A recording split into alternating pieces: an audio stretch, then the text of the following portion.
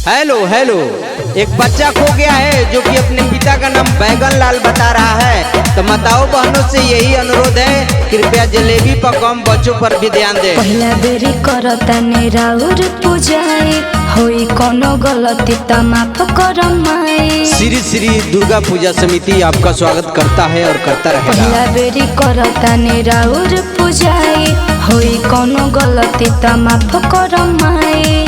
हाय दुर्गा माँ, तू हाली से पूजा रचन काला, नमी स्पेशल सॉन्ग आवाए धन दर्शन काला, रन देवी के पूजन काला, आवाए जान दर्शन काला, ठीक है बा। पटना देवी के पूजन काला।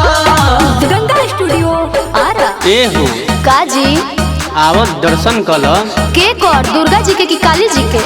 काली जी के आशीर्वाद मिली एकदम मिली। के करा से? काली जी से कि दुर्गा जी से? काली जी से आ दुर्गा जी से? उनको से मिली। तब का काली जी आ दुर्गा जी कोइले बानी। तो आओ माई के जयकारा लगावल जाओ। बोलो बोलो शेरा वाली माई की म्यूजिक बाय अमन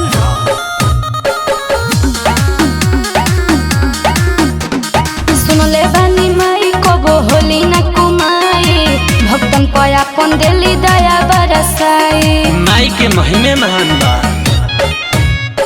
के कर तू भक्त हो बतावा ना हो, दुर्गा जी के? नाम लेके चुनरी चढ़ावा ना हो, अच्छा देवी मैया के तू दर्शन काला, हाय दुर्गा माँ, आवाए धन दर्शन काला, रन देवी के पूजन कला।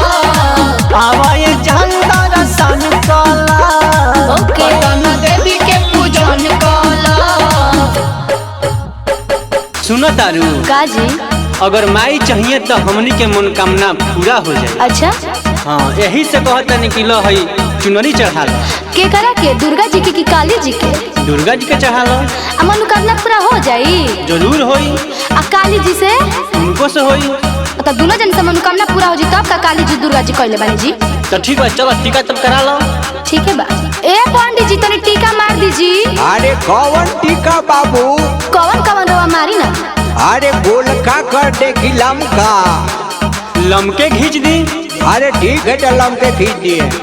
Music by Aman